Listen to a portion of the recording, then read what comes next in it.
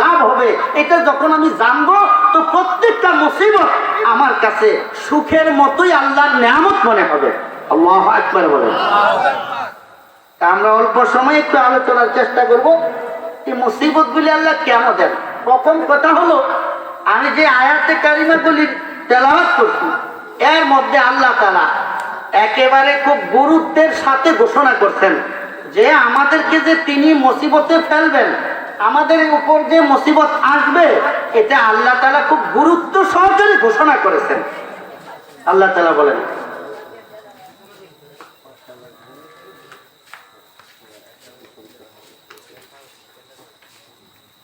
আল্লাহ তাআলা বলেন, ওয়ালানাবলুওয়ান্নাকুম বিশাইইম মিনাল খাউফ ওয়াল জু' ওয়া নাকসিম মিনাল আমওয়ালি ওয়াল আনফুসি ওয়াত থামারাত ওয়া বাশশিরিস সাবিরিন।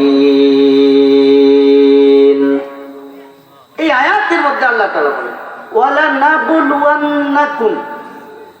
ওলামায়ে কেরাম আছেন তো, এগুলি ওলামায়ে কেরাম অনেক কথা এমনি বুঝেন, যেহেতু ওনারা বিশেষ করে আমাদের মঞ্চে যে ওলামায়ে কেরামরা আছেন না, আলহামদুলিল্লাহ বয়সও আমাদের অনেক বড়, এলমে এবং আমলে এবং অভিজ্ঞতা আমাদের বহু বড়। হক্কানি ওলামায়ে কেরাম আমাদের মাঝে আছেন, আলহামদুলিল্লাহ বলেন। এই ওলামায়ে কেরাম হলো উম্মতের জন্য আল্লাহর জমিনে অনেক বহুত বড় রহমত আমাদের জন্য। ওলামায়ে কেরাম, ওলামায়ে কেরাম থাকবে তো দিন সহিভাবে চলতে থাকবে, ওলামায়ে কেরাম থাকবে না তো দিন সহি থাকবে না, তো দিন নষ্ট হয়ে যাবে, তো গোটা জগৎ ধ্বংস হয়ে যাবে, নষ্ট হয়ে যাবে। ঠিক কিনা বলেন? তো আল্লাহ তাআলা এখানে অনেকগুলি এই শপথের মতো, শপথ করে কথা বললে যেমন কথার দাম বেড়ে যায়, কসম করে কথা বললে যেমন কথার দাম আর গুরুত্ব বেড়ে যায়, তো আল্লাহ তাআলা এই কথার গুরুত্ব দিতে যায় কথাটা এখানে তিনটা তাকিদ নিয়ে আসছেন। কয়টা? তিনটা। একটা হলো লামে তাকিদ শুরুতে, আর শেষে হলো নুনে তাকিদ, আর মাঝখানে হলো জমার তাকিদ। কিসের জমা? বুঝেননি? জমা মানে হলো বহু বচনের তাকিদ। শুরুতে আল্লাহ বলছেন ওয়ালানাবলুওয়ান্নাকুম, এইটার অর্থ হলো লা অর্থ অবশ্যই, নাবলুওয়ান্না এর শেষে আবার আরেকটা নুনে তাসদিদ আছে, এইটার অর্থ অবশ্যই। তাহলে শুরুতেও আছে অবশ্যই, আবার শেষেও আছে আরেকটা অবশ্যই। মাঝখানে আল্লাহ কয়জন বলেন তো? জোরে বলেন, আল্লাহ কয়জন? তাহলে একজন হইলে আল্লাহ কি বলবে? আমরা বলবে না আমি বলবো? আল্লাহ এই কথা বলবে না যে আমি বলতেছি, আমি পরীক্ষা নেব, আমি তোমাদেরকে মারবো, আমি তোমাদেরকে মাফ করে দিব, আমি বলবে না আমি? নাকি একজন হইলে কি আমরা বলে? আমরা বলে না, কিন্তু আল্লাহ এখানে আমরা বলছেন।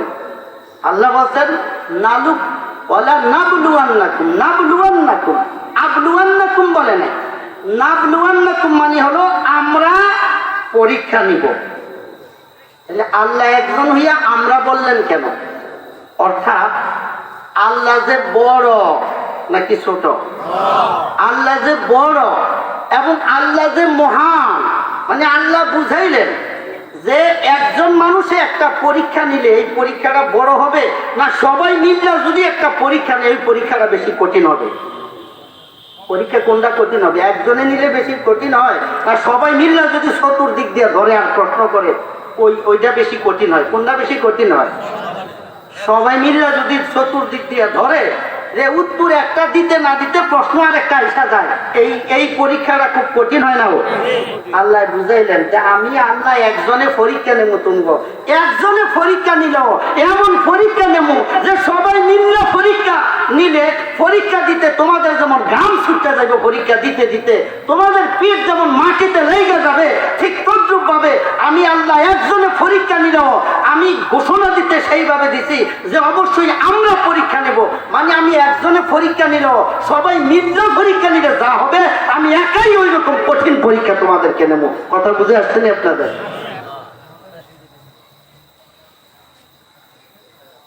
ওয়ালানাবলুওয়ান্নাকুম বিশাইইম মিনাল খাউফ।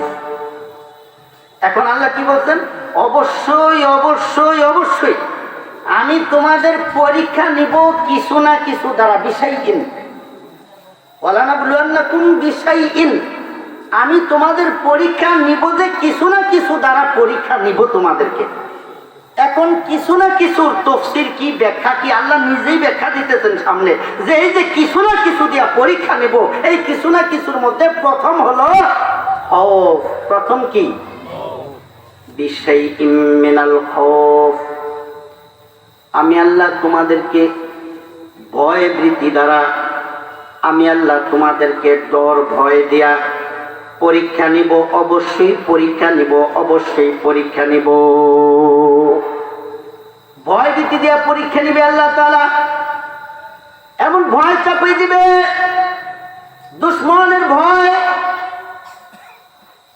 দেশের ভিতরে নাস্তিক মুরতাদের ভয়, আমেরিকার ভয়, চীনের ভয়, রাশিয়ার ভয়, ভারতের ভয়, বিভিন্ন বড় বড় দুশ্মনের ভয় দিয়ে আল্লাহ তাআলা পরীক্ষা নিবে। মালিক বলেন আমি অবশ্যই তোমাদেরকে কিছু না কিছু দেয়া পরীক্ষা করবই। এই কিছু না কিছুর ভিতর মালিক বলেন প্রথমত আমি তোমাদের পরীক্ষা নিব ভয় দ্বারা, ভয় দ্বারা, ভয় দ্বারা। এমন ভয়ের কাজ তোমাদের উপর চাপাই দিব, তোমরা ভীত সন্ত্রস্ত হয়ে যাবে, ভয়ের কারণে তোমাদের জীবন বের হয়ে যাওয়ার উপক্রম হয়ে যাবে। মালিক বলেন অবশ্যই আমি তোমাদেরকে ভয় ভীতি দ্বারা পরীক্ষা নিব। তাইলে প্রথমত পরীক্ষা নিবেন আল্লাহ তাআলা ভয় ভীতি দ্বারা। কি দ্বারা বলেন? এখন কোরআনের কথা বলতে গেলে, হকের কথা বলতে গেলে আওয়াজ দিয়া বলেন তো দেখি ভয় আছে না নাই? আওয়াজ দিয়া বলেন, চিল্লায় বলেন ভয় আছে না নাই? কোরআনের কথা বলতে গেলে ভয় আছে, কোরআনের উপর চলতে গেলে ভয় আছে। জোরে বলেন ভয় আছে না নাই? মালিক বলেন অবশ্যই আমি তোমাদেরকে ভয় ভীতি দ্বারা পরীক্ষা নিব। আল্লাহ তাআলা বলেন আমি শুধু ভয় ভীতি দ্বারাই পরীক্ষা নিব না, এই ভয় ভীতির সাথে আমি তোমাদের উপর ক্ষুধার যাতনা চাপায় দেব। আমি তোমাদেরকে ক্ষুধায় কষ্ট দিয়া আমি আল্লাহ তাআলা তোমাদের ধৈর্যের, ঈমানের, আমলের পরীক্ষা নিব। দ্বিতীয় কি দিয়া পরীক্ষা নিবেন? ক্ষুধার পরীক্ষা।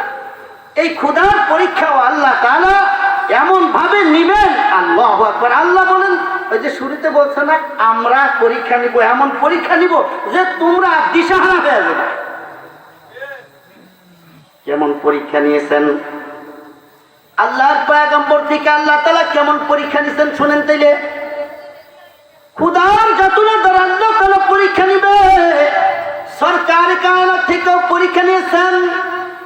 সিরাতে মুস্তাফার ভিতরে আল্লামা ইদ্রিস কান্দরবী রাহমাতুল্লাহ আলাইহি লিখেন আল্লাহর পয়গম্বরকে মক্কার কুরাইশ কাফের সরদাররা 3টা বছর শিয়াবে আবি তালিবের ভিতরে অবরোধ করে রাখছে, বন্দী করে রাখছে। এই 3 বছরের ভিতরে আল্লাহর পয়গম্বরের কাছে আত্মীয় স্বজনের পক্ষ থেকে কোনো খাবার পৌঁছতে দেয় নাই। আর ওখানে আল্লাহর পয়গম্বরের সাথে যারা ছিলেন তাদের কাউকে আত্মীয় স্বজনের কাছে আসতে দেয় নাই। শিয়াবে আবি তালিবের ভিতরে মরুভূমির এলাকা, কোন গাছগাছালি, ফল ফলাদি নাই, একটা পাহাড়ের পাদদেশে 3টা বছর বন্দী করে রাখছে। এখন ওখানে ক্ষুধায় কি পরিমাণ কষ্ট দিছে আপনাদেরকে একটু শুনুন।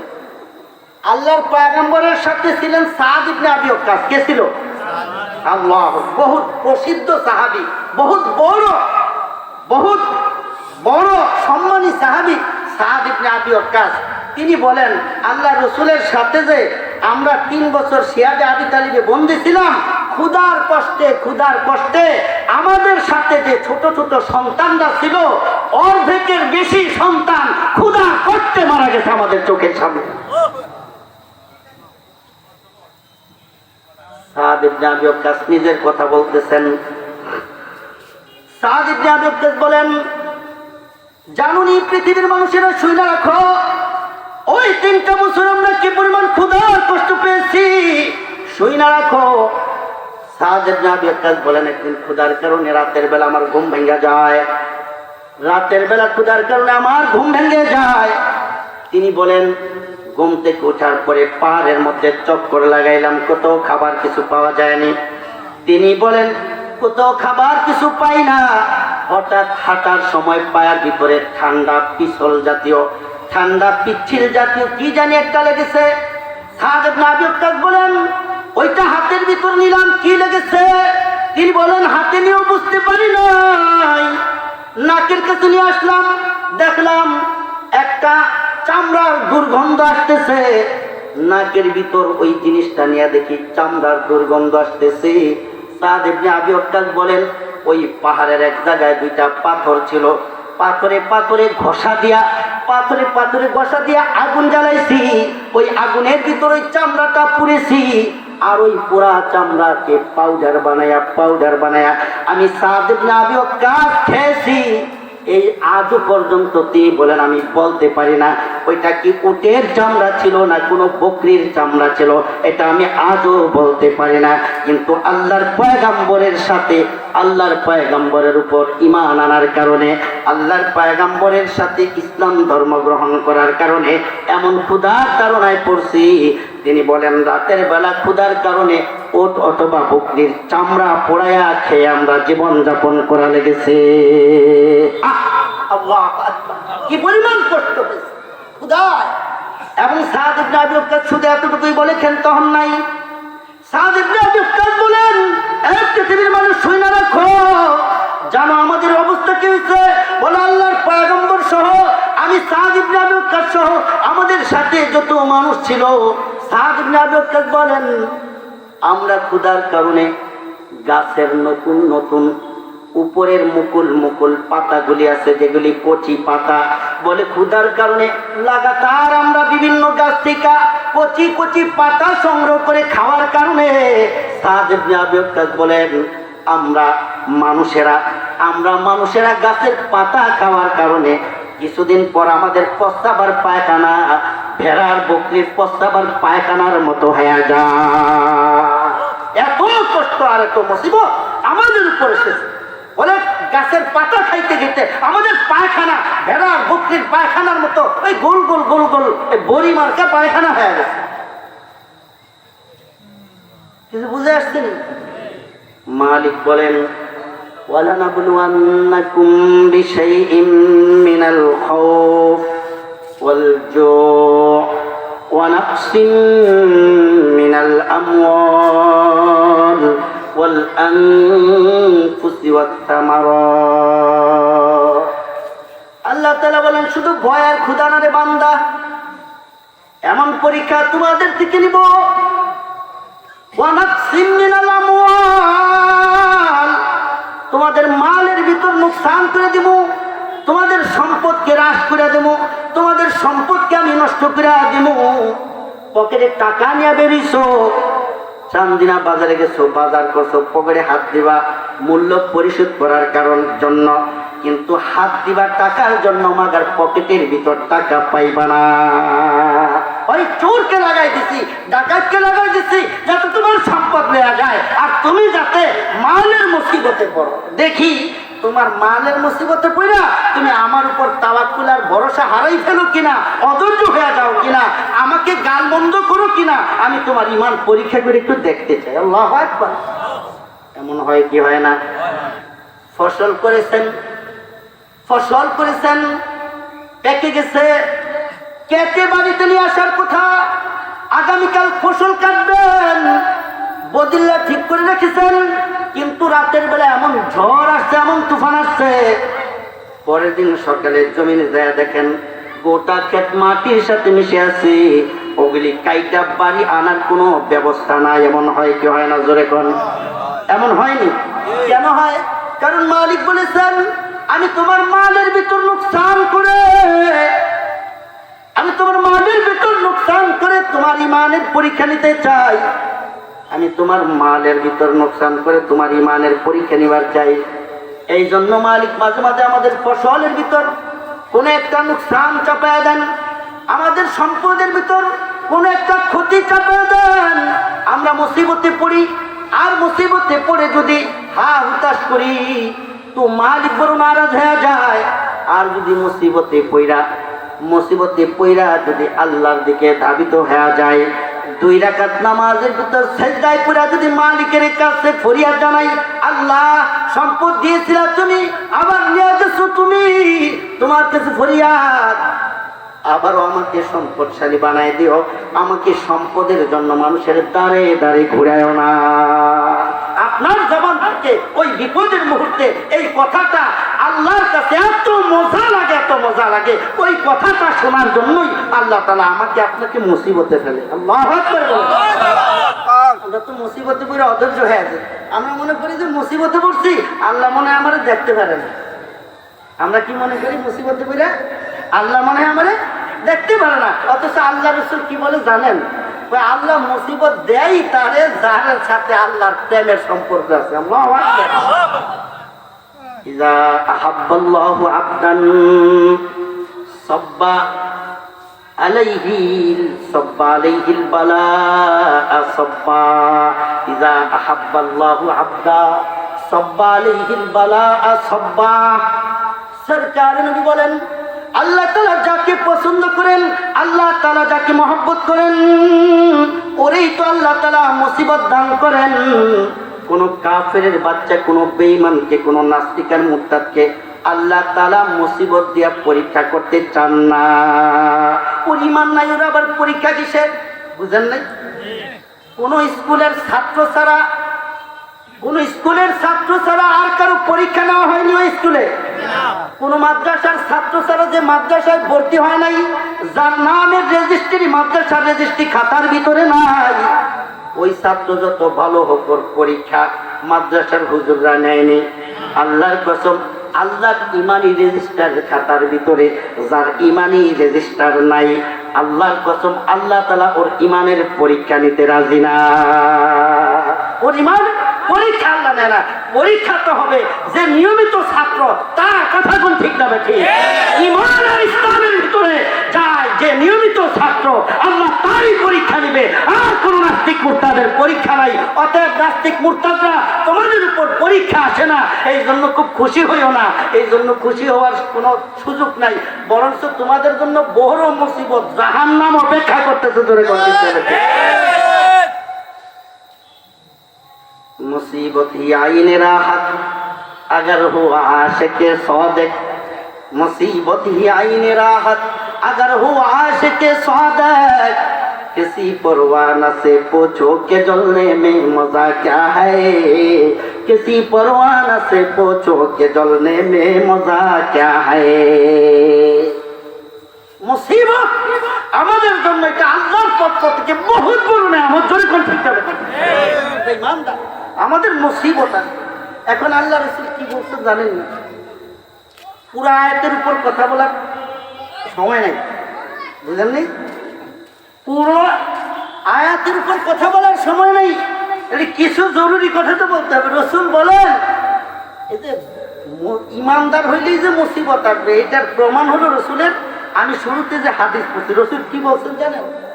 নবী বলেন, আশাদ্দুন নাসি বালাআন আল আমবিয়া সুম্মাল আমসাল ফাল আমসাল।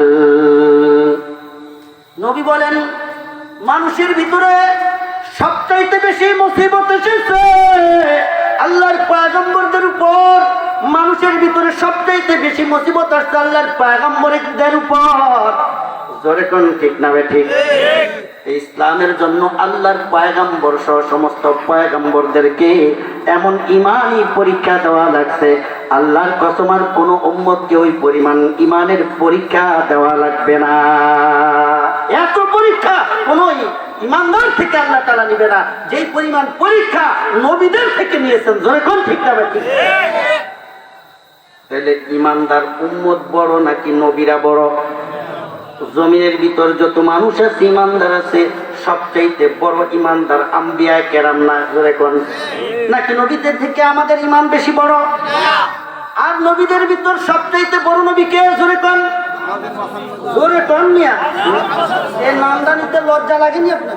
জোরে সুন্দর করে কোন?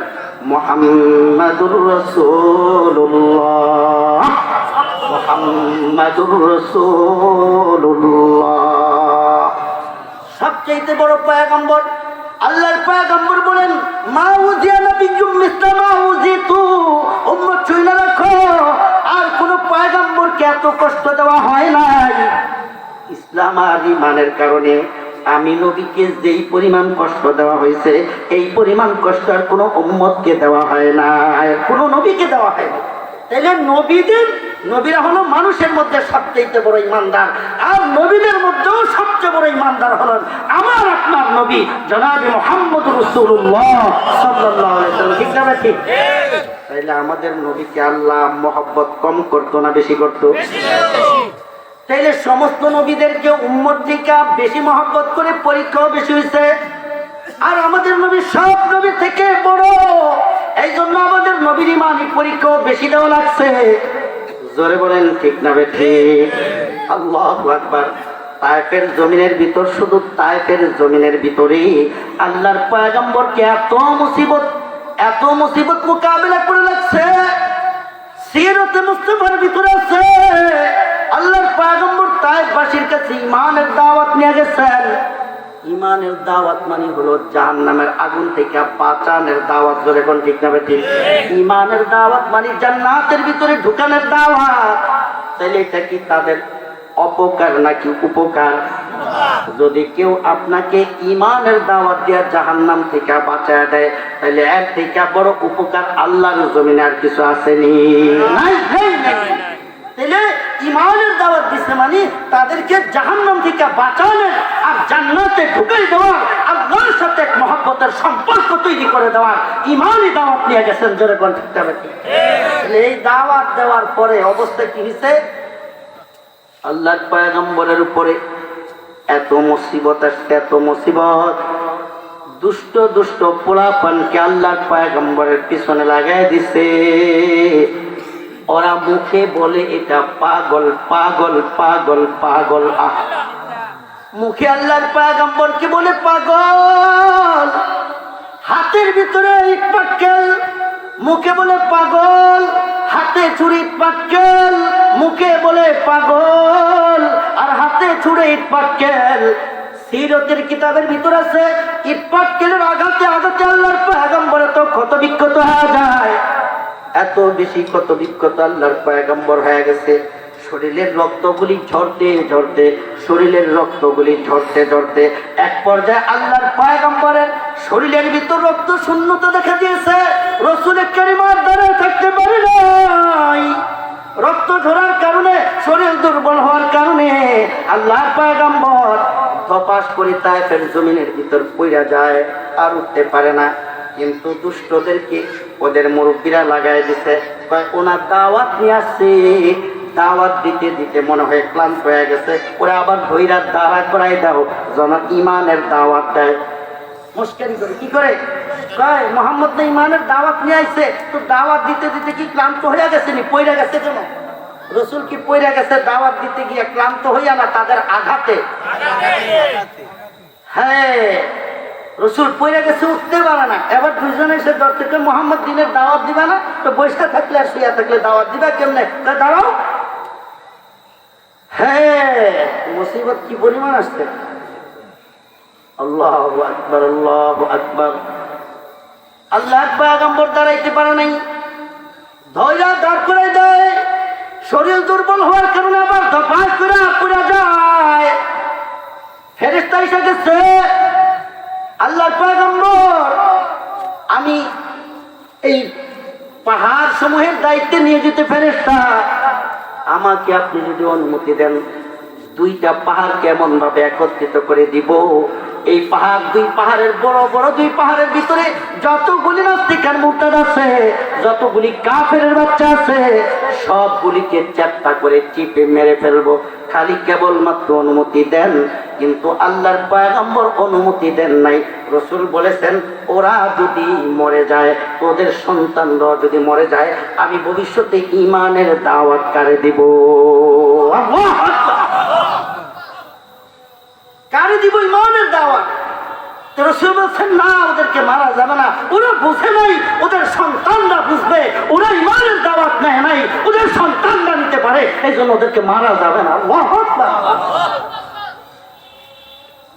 মুসিবত কি পরিমাণ আসছে! ওয়ালানাবলুওয়ান্নাকুম বিশাইইম মিনাল খাউফি ওয়াল জু'i ওয়া নাকসিম মিনাল আমওয়ালি ওয়াল আনফুসি ওয়াস সামারাত ওয়া বাশশিরিস সাবিরিন।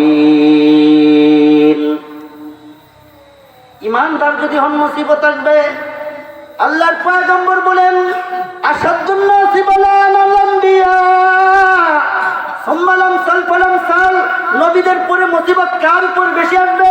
আল্লাহর পয়গম্বর বলেন ঈমানের দিক থেকে যে যত বড় মজবুত, ঈমানের দিক থেকে যে যত বড় মজবুত, নবীদের পরে ঈমানদারদের ভিতর যাদের স্তর আছে, নবীদের ভিতরে, নবীদের পরে ঈমানদারদের ভিতরে যা স্তর আছে, বলেন তো উম্মতের ভিতরে, নবীদের ভিতরে, নবীর পরে উম্মতের ভিতরে সবচাইতে বড় প্রসিদ্ধ ঈমানদারের জামাতের নাম কি? সাহাবায়ে কেরাম। বলেন কার? সাহাবায়ে কেরামের উপর কি পরিমাণ মুসিবত আসে। আমি সময় নষ্ট করতে চাই না, শুধু বলতে চাই যে নবীদের পরে ঈমানের দিক থেকে সাহাবায়ে কেরাম বড় উচ্চ ঈমানদার। এই জন্য সাহাবায়ে কেরামের উপর নবীদের পরে সবচাইতে বেশি মুসিবত এসেছে। জোরে বলেন ঠিক হবে। আর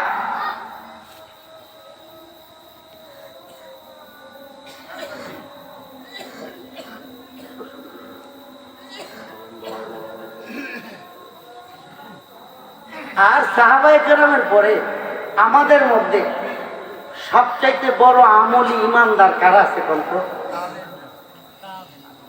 তাবি তো এখন নাই, এখন যারা আছে তাগো মতে কর। জোরে কর না, জোরে কর। আশাদুন নাসি বালা'আন আল-আনবিয়া সুম্মাল আমসাল ফাল-আমসাল। আশাদুন নাসি বালা'আন আল-আনবিয়া সুম্মাল আমসাল ফাল-আমসাল। আল্লাহর পয়গম্বর বলেন মানুষের ভিতরে সবচাইতে বেশি মুসিবতের পরীক্ষার সম্মুখীন হয় আম্বিয়ায়ে কেরাম। এরপরে ঈমানের দিক থেকে যে যত নিচে বা যে যত কাছের তার উপর আগে আসবে, বেশি আসবে। আরেকটু পরে যে আছে তার উপর তত মুসিবত আস্তে আস্তে কমতে থাকবে। যেরকম ঠিক না বে ঠিক? যে যত বড় ঈমানদার, আমরা জানি এই উম্মতের ভিতর সবচাইতে ঈমানের দিক থেকে, আমলের দিক থেকে হযরত উলামায়ে কেরাম আমাদের সবার মাথার উপরে আছে। যেরকম ঠিক না বে ঠিক? কারণ আর উলামায়ে কেরাম সম্পর্কে তো নবী ঘোষণা দিয়ে গেছেন আল-উলামাউ ওয়ারাসাতুল আম্বিয়া, আল-উলামাউ ওয়ারাসাতুল আম্বিয়া। হযরত উলামায়ে কেরাম নবীগণের ওয়ারিস। ঠিক না ঠিক বলেন? ওয়ারিস মানে উত্তরাধিকারী। নবীরা দুনিয়ার ভিতর যে সম্পদ রেখে গেছেন, উলামায়ে কেরাম সেই সম্পদের মিরাস পাইছে। মিরাস। জোরে কোন ঠিক না ঠিক?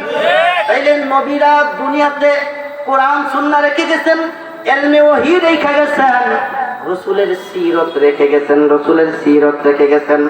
উলামায়ে কেরাম এগুলির ওয়ারিস হইছে মিরাস পাইয়া। জোরে কোন ঠিক না ঠিক? তাইলে উলামায়ে কেরাম নবীদের কাছ থেকে, নবীদের যে দায়িত্ব ছিল উলামায়ে কেরামের মাথার উপর, সেই দায়িত্ব আসার কারণে নবীদের পরের স্থানই হলো উলামায়ে কেরামের। জোরে কোন ঠিক না ঠিক? তাহলে বুঝে থাকলে বলেন তো দেখি আজকের যুগে, আজকের দুনিয়ায় উম্মতের ভিতরে সবচেয়ে বেশি মুসিবত কার উপর আসতেছে? জোরে কোন।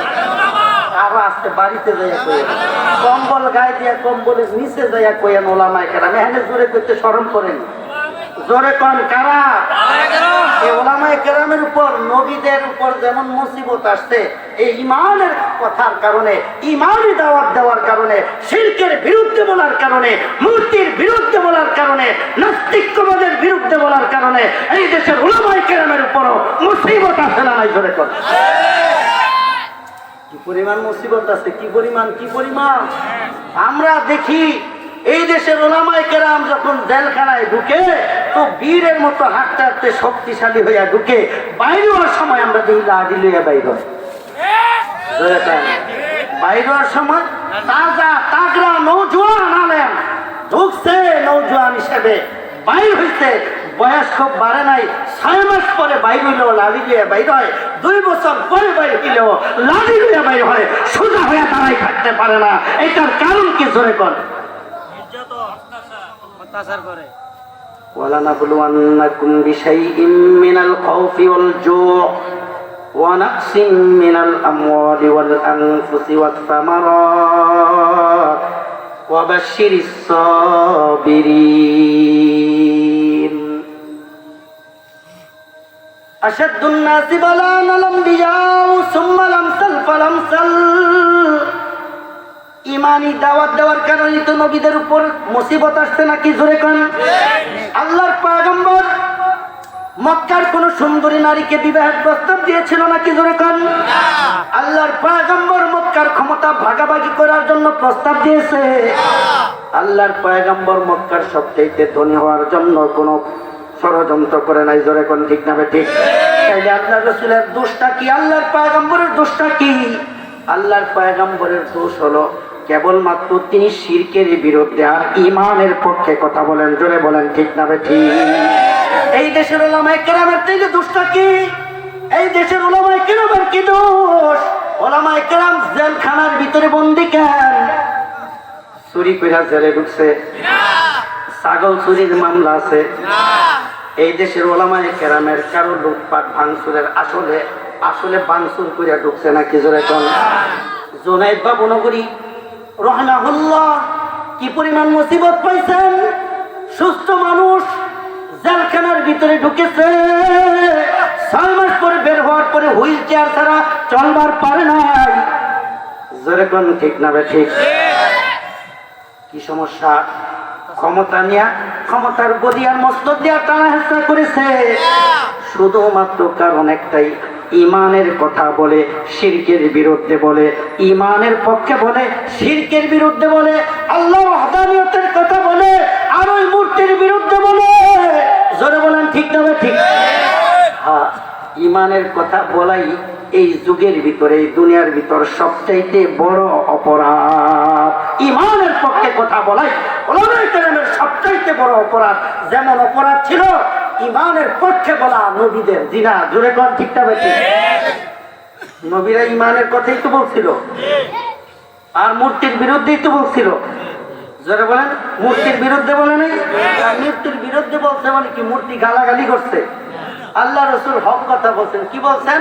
যে তোমরা যে মূর্তিগুলি বানাও এগুলো আল্লাহ বলে দিচ্ছে, যে তোমরা যে মূর্তিগুলি বানাও এরা তো এত দুর্বল, এরা যে এত দুর্বল যে এদের সামনে খাবার দিয়া কেউ যদি খাবারটা কাইরা নিয়ে যায় এরা বলতেও পারে না যে আয় আমারে খাবার দিচ্ছে, তোমরা কাইরা নিয়ে যাও কি লাগে, এটা করতেও পারে না।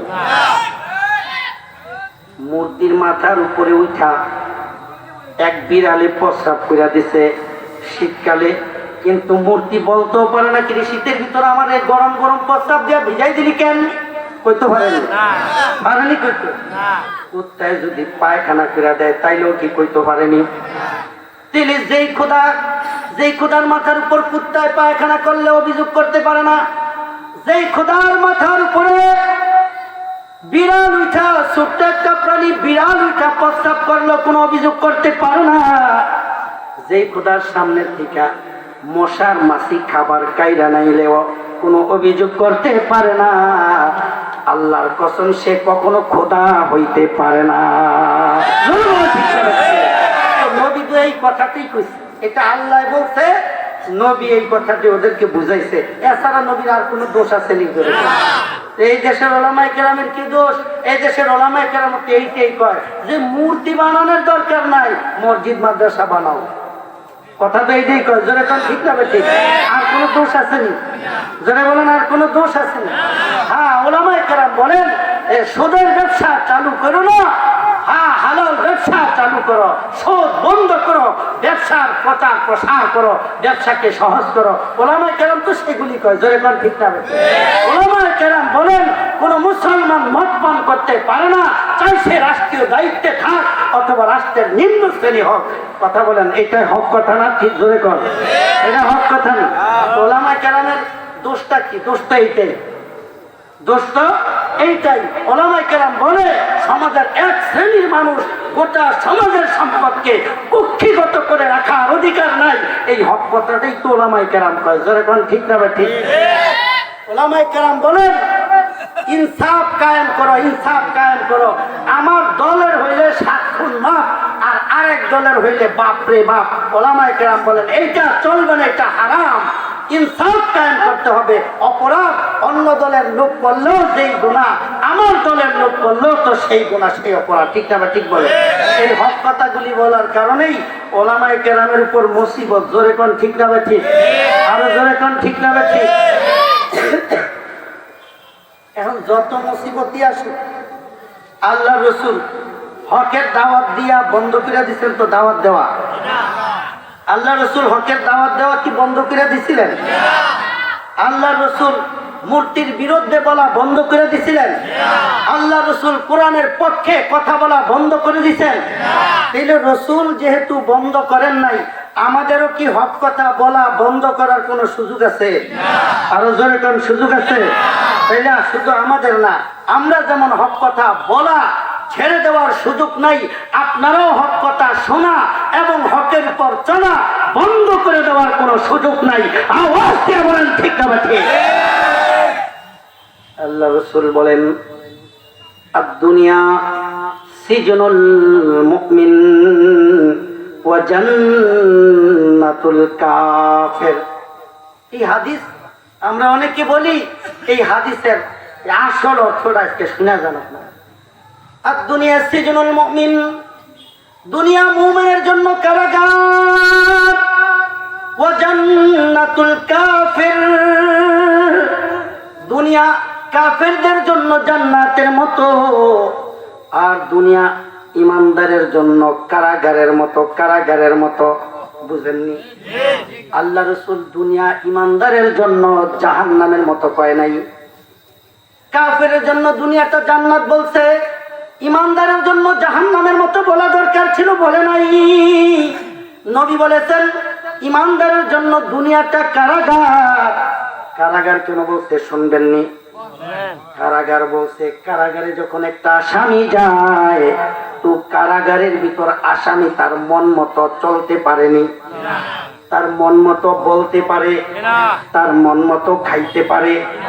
তাইলে কারাগারের ভিতর একটা আসামি, ওই কারাগারের রুল মাইনা চলা লাগে, নিয়মতান্ত্রিক মাইনা চলা লাগে। কারাগারে যেমন খুশি তেমন বলতে পারে না, যেমন খুশি তেমন চলতে পারে না, যেমন খুশি তেমন খাইতে পারে না। আওয়াজ দিয়ে এখন ঠিক না? ঠিক। আল্লাহর পয়গম্বরে কে বুঝাইছেন? ইমানদারের জন্য দুনিয়াটা কারাগার। ইমানদার দুনিয়াতে যেমন খুশি তেমন চলতে পারে না, ইমানদার দুনিয়াতে যেমন খুশি তেমন খাইতে পারে না। জোরে কোন ঠিক না? ঠিক। ইমানদার যেমন খুশি তেমন বলতেও পারবে না। জোরে কোন ঠিক না? ঠিক। এবার তুমি টাকলু হও, আর তোমার ছাদের ভিতর মাল থাকুক আর না থাকুক, তুমি যেমন খুশি তেমন বলতে পারো না। কোন ইমানদার যদি বলে, কোন ইমানদার যদি বলে রাষ্ট্র ভাষা, রাষ্ট্রীয় ধর্ম ইসলাম থাকতে পারবে না, এই কথা বলার ক্ষমতা আল্লাহর জমিনে কোন ইমানদারের নাই। জোরে কোন ঠিক না? আল্লাহ রাসূল বুঝাইছেন দুনিয়া ইমানদারের জন্য কারাগার। কারাগারে যেমন যেমন খুশি তেমন বলা যায় না।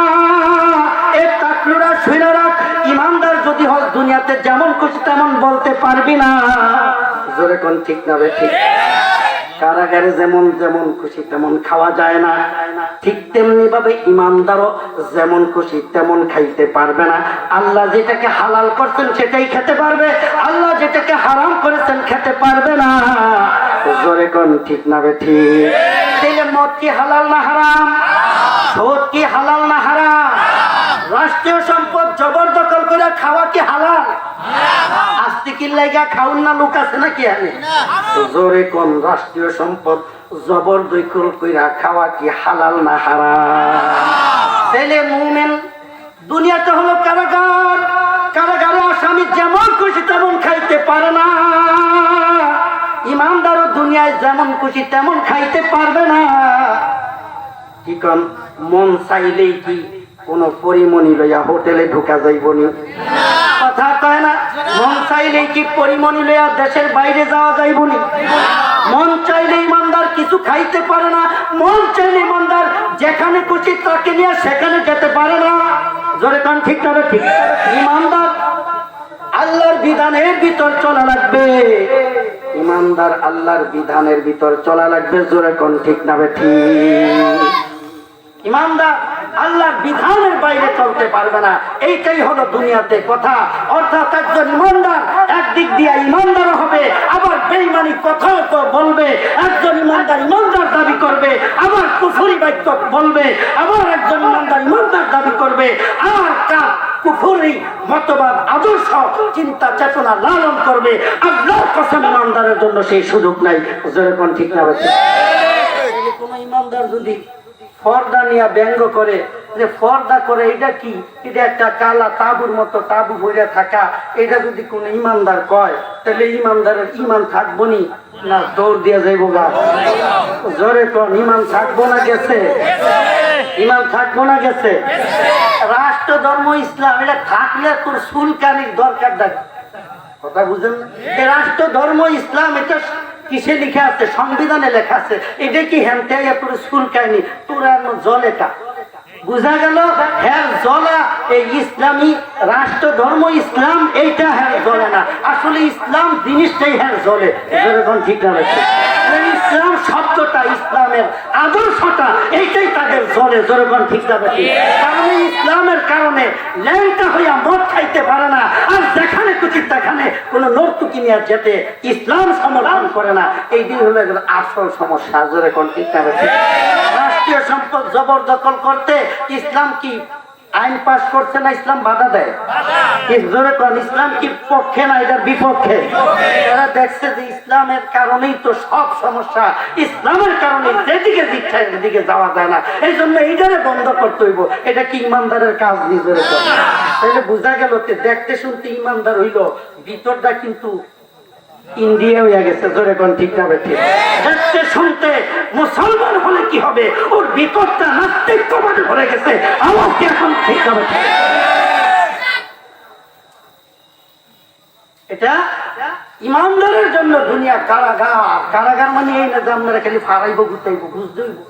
রসুল কিন্তু জাহান্নাম করে নাই, কারণ জাহান্নামের শাস্তি আছে। কারাগারে কিন্তু কোনো শাস্তি নেই, খালি আটকায় রাখে, মন মতো চলতে দেয় না, মন মতো কইতে দেয় না, মন মতো খাইতে দেয় না। এই জন্য রসুল কারাগারের সাথে উদাহরণ দিচ্ছেন যে ইমানদার আল্লাহর জমিনের ভিতরে যতদিন বেঁচে থাকবে মন মতো চলতে পারবে না, যা খুশি তা বলতে পারবে না।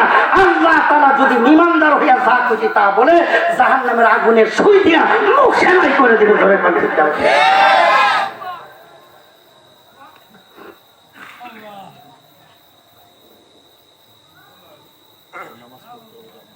আমাদের সাড়ে সাতটায় না নামাজ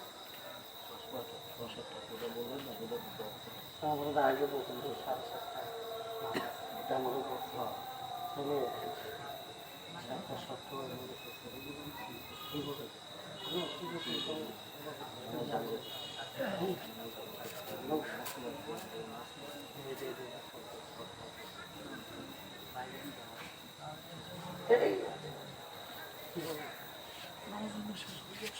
জি জি জি আল্লাহ তাআলা